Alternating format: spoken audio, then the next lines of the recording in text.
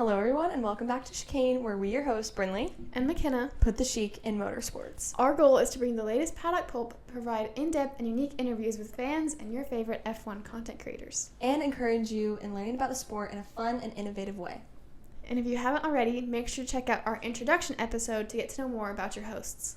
With that, let's get revving. Woo! Can you see the difference in our camera quality? It's pretty good. It's pretty good. We like to say that. It's pretty good. We are in 4K. 4K. We're finally there, guys. Mm-hmm. Hopefully it looks and sounds good to you guys on the other side of the screen. Yes. Yeah. And then just a reminder, we always post on Spotify and YouTube for videos. So if you're trying to visually watch the podcast, you can do it on Spotify and YouTube. And if you feel like it, follow us, like, subscribe, comment. It works. It helps us out. Leave a comment, please. Yes, we love the comments because we always it's very encouraging to see, and we always try to respond and interact with you guys. Yeah. So it's always fun to do that. But yeah, what are your P1s and DNFs of the week? All right. My P1. Okay, it was pretty fun. I went camping over the weekend. First camping trip with Ezra. It went fairly smoothly. It was a lot of fun. We got rained on though, which wasn't the best. But that was really fun. Another P1 is that we are in 4K. We're in 4K. We have been long awaiting that and been trying to figure it out. We had to buy a special part apparently. Yeah. And so we got that figured out and got it. And then I'm not really sure about a DNF. I'm going to have to think about that one for a little bit longer. Okay. Well, I don't really have a DNF either, so I'll share my P1 while you're thinking of that. P1, I've got to say, it's just been a pretty good week. The summer has officially kicked off for my brain, I think. It was kind of hard to get out of school mode for a little bit. But now I'm working, hanging out with friends, doing the podcast, and then I've got some fun summer plans at the end of the summer. And so that's probably just my P1 is summer is finally hitting and everything. Yeah, and it feels like it too. Yeah. It's very hot outside. Yeah, and it's race week. It's race week. We're back. It was odd not having a race. I know. I had people messaging me being oh, what time's the race? And I was babe, it's not this week. It's not this week. I'm so sorry. It's not. Yeah. Did you figure out a DNF or? No, I don't think I have anything. Okay, that's pretty good. Which is good. We love to not have DNFs. Yeah, I don't think I have a DNF right now. Yeah. All right, so this. She dropped her toy. Yeah. So This week's paddock pulp is a little bit intertwined to the other part of the episode that we're the rest of the episode that we're doing. Obviously, we're doing our pre-race prediction for Montreal, and then we'll be going over the drivers' contracts so far. But this week's paddock pulp is just a couple of things to cover. Esteban Ocon is set to leave Alpine at the end of the season. The team shared that it was a mutual decision. We don't know if that's true or not, but he is set to leave at the end of the 2024 season. Jack Doohan, the Alpine reserve driver and F2 driver, is going to be doing FP1, free practice 1, for Alpine this weekend. So keep an eye out for that and how he does. And then our last one is Checo Perez did a contract extension with Red Bull for 2 more years, which we'll get more into at the end of this episode. Yeah. Any thoughts on any of those 3? Really excited to see Jack drive. Ezra wants to share her thoughts, apparently. I'm super excited to see Jack drive. Esteban makes sense.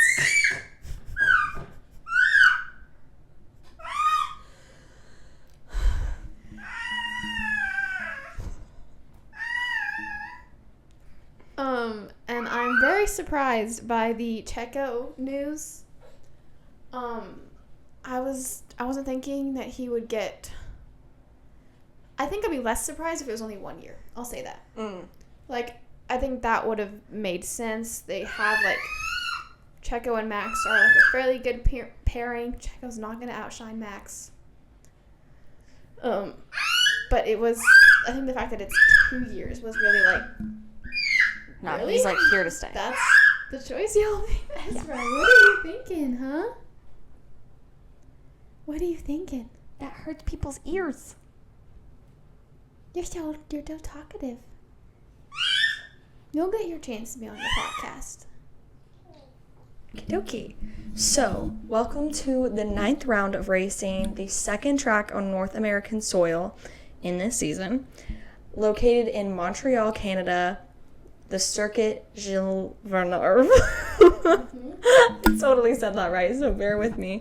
We are in Montreal this weekend. Fun fact, the race is actually on Notre Dame Island in Montreal, which was the original name for the track.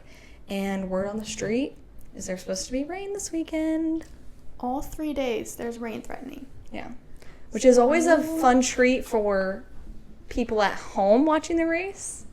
It provides really good racing, but... From first-hand experience, it's not fun sitting on the sidelines. No. I can't imagine. Yeah. I guess I can... Yeah, I'll talk about that a little bit later. Yeah. So a little bit kind of like what the driver's experience, I guess, on this track, or what the track kind of feels like for them. This is a very fast, low downforce circuit and tends to be a driver favorite. Yes, ma'am. Do we restart that? Restart it and I can cut it. Okay. So a little bit about how the track feels. It's a very fast, low downforce circuit and tends to be a driver favorite. The track is pretty stop and start with lots of heavy braking chicanes. And the famous hairpin to get to the anchors working hard. Out of the corners through the track is very quick and flowing. Well, the most iconic piece of the circuit comes right at the end of the lap, nicknamed the Wall of Champions, after excursions from Damon Hill, Jacques Villeneuve, and Michael Schumacher during the 1993 weekend. They all crashed into it. Wow. Yeah. Yikes. Yeah, I don't know if we've covered the DNFs from last year, but we'll have to see how common it is to crash at Montreal. But as for timing, if you are CST or CDT like we are, then free practice is on June 7th at 12:30 to 1:30. Free practice 2 is at 4 to 5 on the same day. And then on the 8th, Saturday, it's free practice 3 is 11:30 a.m. to 12:30 p.m. and qualifying's on the same day from 3 to 4. And then the race on Sunday will start at 1 p.m. CDT, CST time. So if you don't live in those time zones, make sure to check your F1 app for accurate timing. So this track is 4.36 kilometers long, or 4.7 miles, or 2.7 miles. I'm so sorry. So I feel like it's a little bit short. Usually they're around the 3 mile mark. It's one of the shorter tracks. I wonder how many laps that they have then. It's 70 laps, I believe.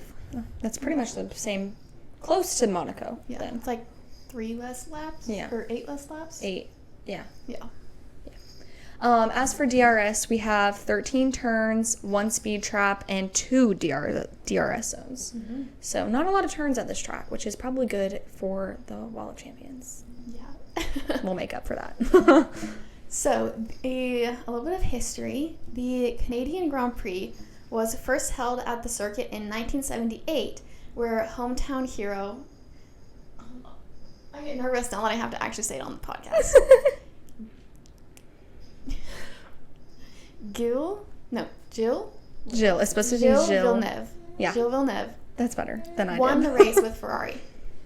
The Grand Prix quickly became a mainstay of the Formula One calendar, and after just 4 years at this track, the race found itself in like the mid-June calendar slot because they were originally racing in late September, early October, and they found out that it was much too cold to be racing then. This track actually has the record for the coldest Grand Prix ever. Oh, wow. Which was 5 degrees Celsius, or 41 Fahrenheit. Pretty cold. Where was I? And actually, in 2009, we took a brief break from racing at this track where it was replaced with Abu Dhabi. And then in 2010, we came back and have been racing there ever since and are not showing any signs of going anywhere else soon. That's good. So we've pretty much been at this track since we started racing there, and there was just a 1-year hiatus. Oh, okay. I mean, it looks like a very popular track. I see a lot of people want to go to that track. I want to go to it at least once. So I'm glad that it's staying on the calendar for a couple more years. I have a little interesting sort of tidbit, I guess. I am very personally connected to this track. Very. If you didn't know, my dad was born and raised in Canada, so I am therefore part Canadian. And I went to this track last year. I cannot believe it's already been a year since I went to the race. Like, it was crazy. It was such an amazing time. And then the track opened on October 6th, 1978. And my birthday is on October 6th. So this track and I are close right here. I think that's crazy. She was telling me this earlier today. She was like, I have a great connection with this track, and you know this, but I just found out something new. It was introduced the same day as my birthday. Yeah. And I was like, that's crazy. That's crazy. I need to figure out what iconic F1 related thing happened on my birthday.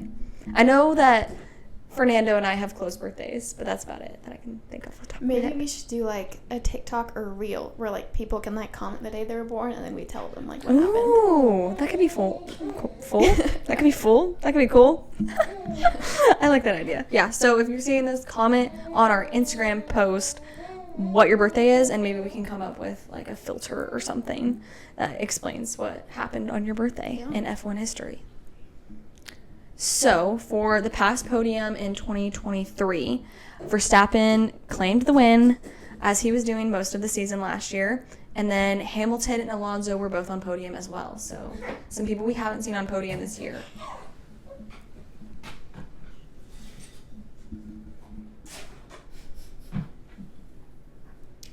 And then the lap record at this track is 1 minute 13.078 seconds. And that is held or set by Valtteri Bottas. Wow. Do you think they'll be beat this year? No. No. I mean, I think I'm gonna say yes. I'll keep that for my pre-race predictions. Okay. Which we are getting into now. So. Oh yeah, that's true. Okay. Do you want to start with podium or hot takes? I'll do hot take because it's like right there. My hot take is that a record will be broken at the track this weekend.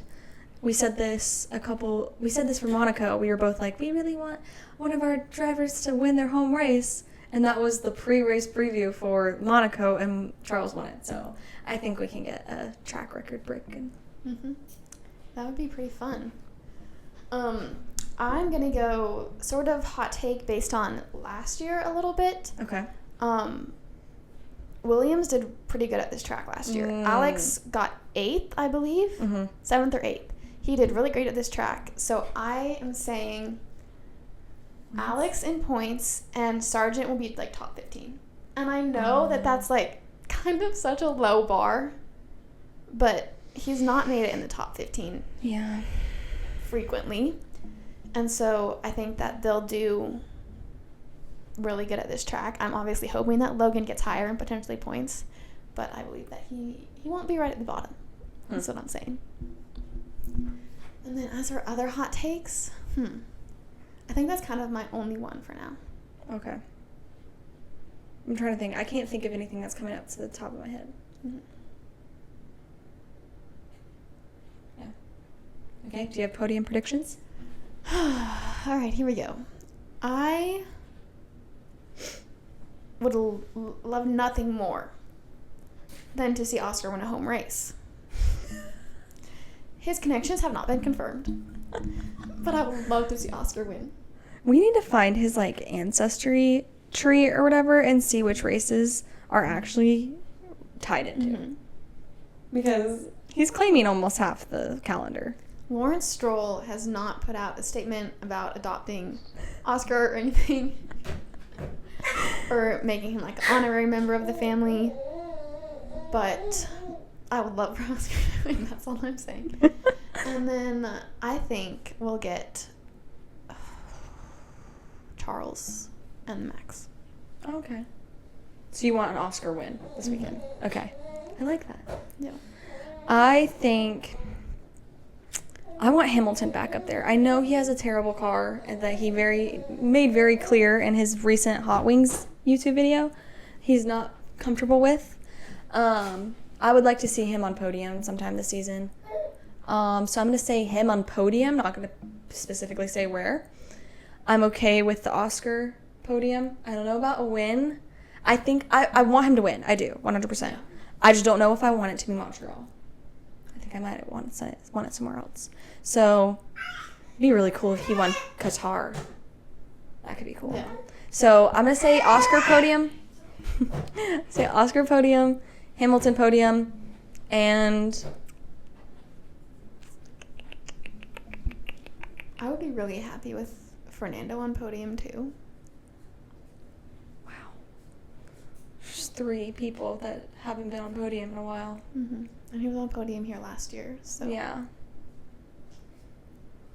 I'm feeling Max, though. I feel like Max is going to win. The Max energy is. Yeah, strong in this one. So I'm going to say Max, and then Oscar and Hamilton are interchangeable for podium. Okay. Any DNF predictions? We had 2 last year with Russell and Sargent. Okay. So,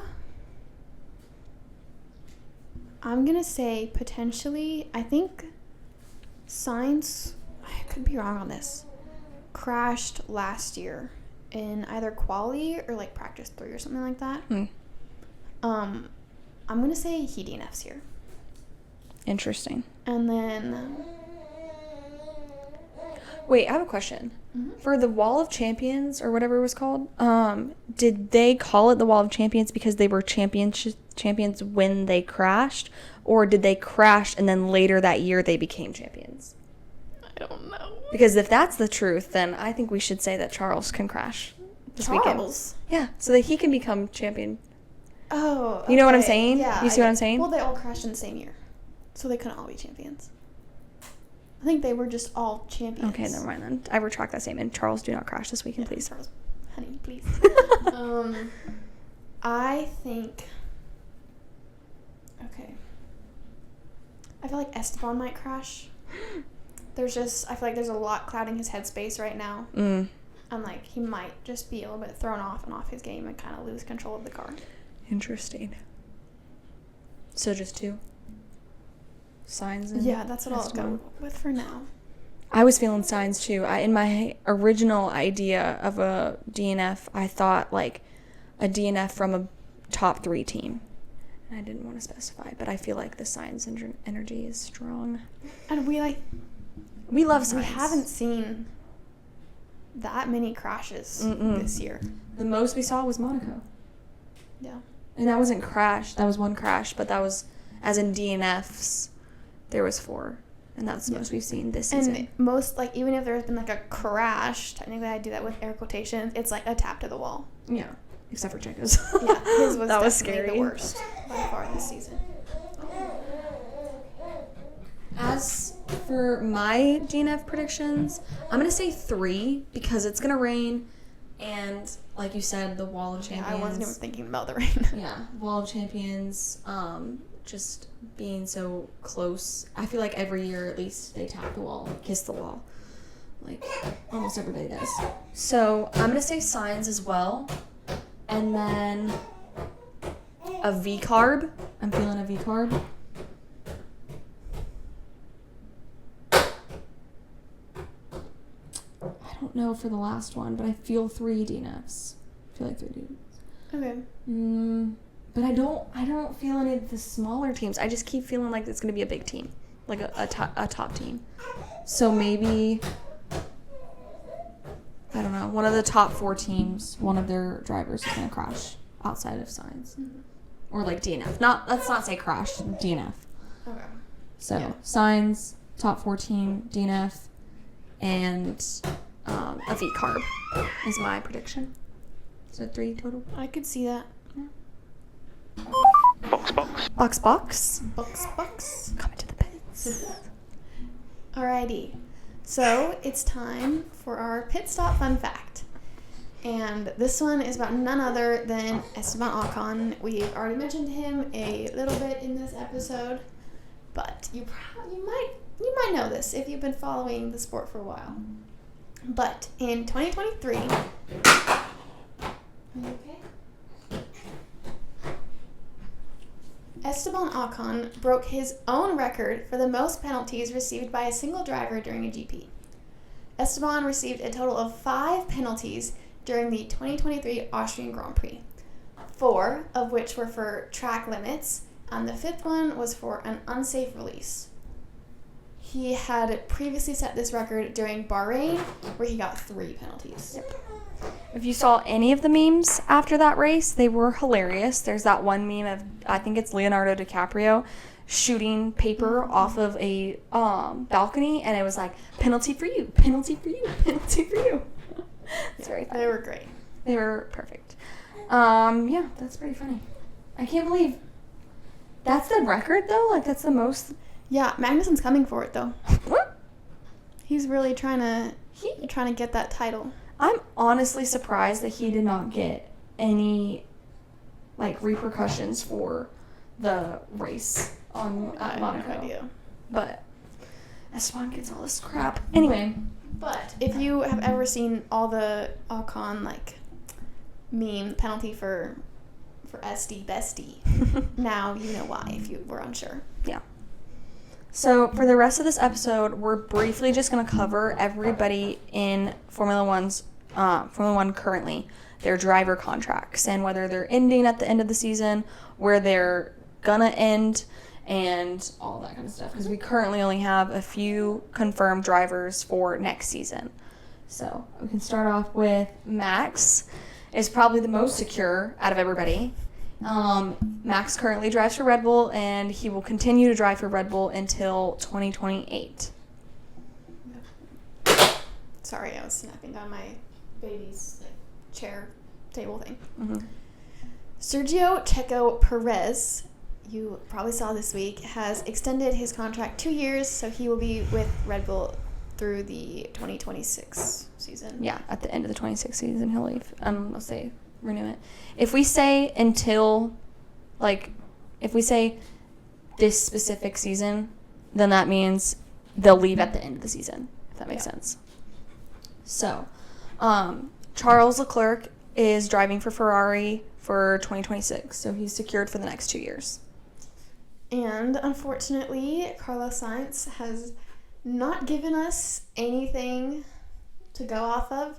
He is leaving Ferrari at the end of the 2024 season, and he's currently seatless. Mm-hmm. There's been lots of talk about where he was going. People were thinking potentially Red Bull. Obviously, Not Checo anymore. just took that spot. Right now, Williams is really looking like a possibility for him. I would prefer Mercedes. I would way prefer Mercedes. Ferrari to Williams is Rough. an insane change. Yeah. Well, for the other Ferrari driver for the 2025 season, we have Lewis Hamilton. He was confirmed for the 2025 season, but we don't know anything further than that. Most of the contracts that you'll see for Formula One are going to be scarce. They're not going to be in detail because they have, loopholes and wiggle room for the drivers and, if anything were to happen. So he's confirmed for 2025. We'll see after that. Mm-hmm. And George Russell is confirmed to drive for Mercedes next season. See who Yeah. gets put next side We'll to see him. if he's top dog or who knows. We'll see. As for Lando Norris, he's currently at McLaren and this is one of the contracts I was talking about, is he's not specified until a certain season, but he will be with McLaren confirmed next season. So he said he extended his contract a couple years, but he never specified how many. That makes me think, I wonder what the longest time, a driver, he came into Formula One with not Mercedes, McLaren. Mm-hmm. And, I wonder if someone, like, what's the record for someone joined with a team and stayed with that team and left and, like, never drove for another team. Does that make sense? Mm-hmm. I wonder how long that Longest contract. As for our other McLaren driver, Oscar Piastri, he will be driving with McLaren for through 2026. Max. Oh, really? He joined with Red Bull, right? Yeah. Yeah. And he has a contract until 2028, so that's the longest standing one right now, currently. Okay, anyway, so as for Fernando Alonso, he's currently with Aston Martin and will be with Aston Martin through the 2026 season. He's not confirmed after that where he would go, so we'll see what he does. And Lance Stroll is unknown. Yeah. With heavy quotation marks. Yeah, if you're not watching. Which, oh, yeah, if you're watching, I'm sorry about the little camera change. Our camera died. Yeah, which, it's fine. It's fine, guys. It's all about the real podcasting world, so. Anyway, for Pierre Gasly, he drives for Alpine this season. It is currently unknown as well for his contract. So we'll see if he gets re-signed with them or if he'll move to another team next year. As for Esteban Ocon, he's confirmed to not drive with Alpine next season. Yeah. And we don't know where he will go. Most likely, in my opinion, he will not find a new seat. I don't think for this year, at least. Next year. For Daniel Ricciardo, he currently races for Visa Cash App Racing Bulls, or VCARB, and he has an unconfirmed, unknown contract for next year. So we don't know if he'll be there for the 2025 season. And our precious little Yuki Tsunoda is also unknown, and there are rumors going around about him potentially going to a different team. So we'll see how all that pans out. If either of them leave, I wouldn't be surprised if they brought Liam Lawson in.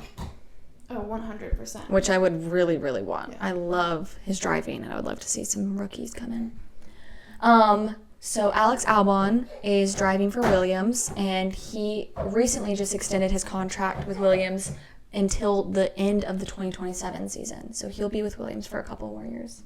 Hopefully his faith in the team reigns true. Hopefully they can have like a McLaren moment and kind of like come up the rankings. Come back up. Yeah. And then as for Logan Sargent, our resident Florida boy, who has a girlfriend, contract is unknown. And again, I think he'll most likely not find a new seat. Which is sad. But I will happily watch whatever category he goes into from here. Yeah. I wonder if he'll continue racing, because we've seen that some people that retire from F1 or just don't have a seat for the next season move on to things outside of racing. Roman Grosjean went into IndyCar. Yeah.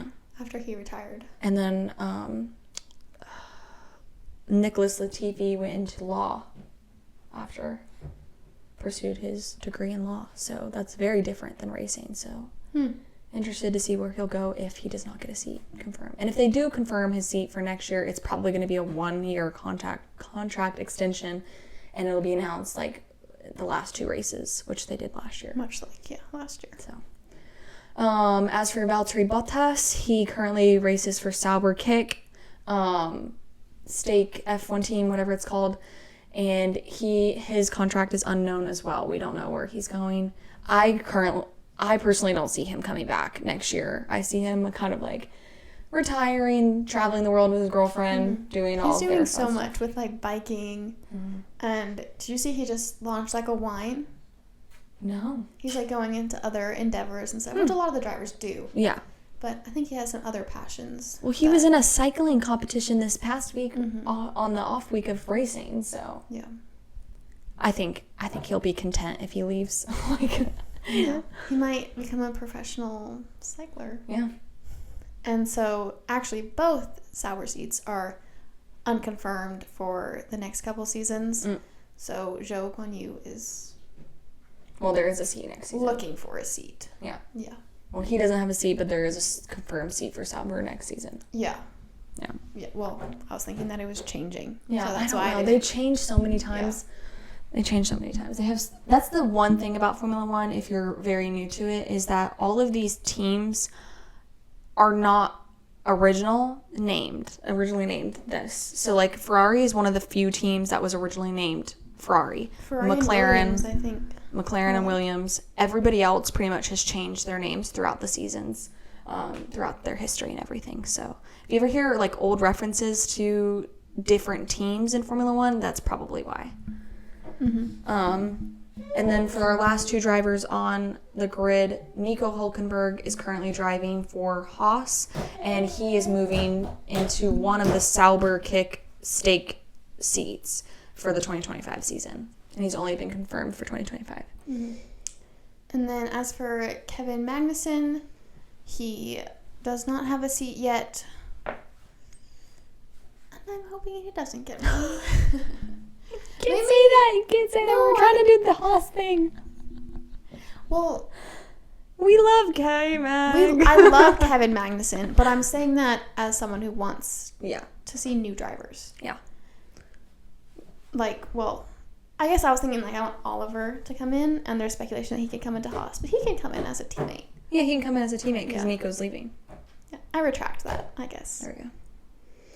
As for those fill-ins, if you did want rookies coming in, who would you want coming in? Because I have a couple of ideas that I want. We already mentioned Liam and Oliver. Mm-hmm. Would be super fun to see.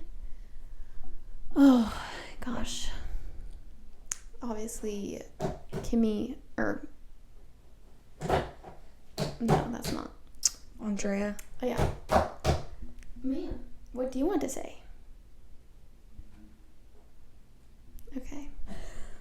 Yeah, I think my top two would be Liam and Oliver. Yeah. I would like to see, I think it'd be interesting for the Alpine seat, depending on how he does this weekend, even though it's not like an actual F1 race, it's just practice. I would like to see Jack Doohan come in that Alpine seat. Because it's not like the expectations are not that high, because Alpine has been like all over the place this season. Who would you like to not see on the grid next year? I can't say because they just signed an extension. You want to not see him on the grid, or just not want that team? I don't know. Honestly, you're going to hate me for this. What are you going to say? I don't think I want Daniel on the grid. Oh, yeah, no, I get that. Okay. What did you think I was going to say? I don't know. Okay. Yeah, I don't think... Like, I think this is so mean, and obviously we don't know all the behind the scenes with racing, but I think that Daniel has had his run. I think he had his time in Formula One. He had his victories. He had his dominance, but he made his decision, and it did not work well, and he keeps going to lower and lower teams and getting crappier and crappier cars, and he's not able to produce the points that I'm sure Red Bull are trying to require from him. So I think that a rookie or I really want Liam Lawson in that seat. So I think he's kind of like Valtteri and Lando in the sense of like they have other things outside of Formula One that could provide them happiness or something to do career-wise, that if they ever left, they wouldn't be like, oh, I'm going to go hide in a shell for the rest of my life. So I feel like he's pretty set up. And he also could do, like, dirt bike racing for a little bit. He tends to like that on the off-season, so. That's true. I would be very interested to see where Daniel's career could be if he had never left Red Bull. Mm-hmm. Agreed. He said it before, and I completely agree that was his biggest mistake he ever made. So, yeah. So that's all for our driver contracts that have been confirmed or unknown as of right now. We can update you guys, obviously, through Paddock Pulp throughout the season. Typically, silly season, which is the contract season in Formula One, happens during summer break, which is roughly the end of July to the beginning of September, the end of August-ish, depending on like race schedules and stuff. So if anything happens, then we'll keep you updated. But most of silly season has already happened this year, so we'll see where everybody ends up. How many drivers are moving around?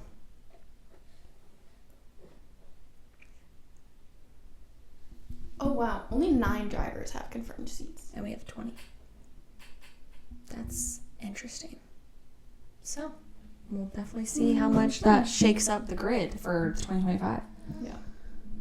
It would be really great to see some rookies. Yeah, I'd appreciate that. Some fresh blood. All right. Yeah. Well, I think that's our Checker flag.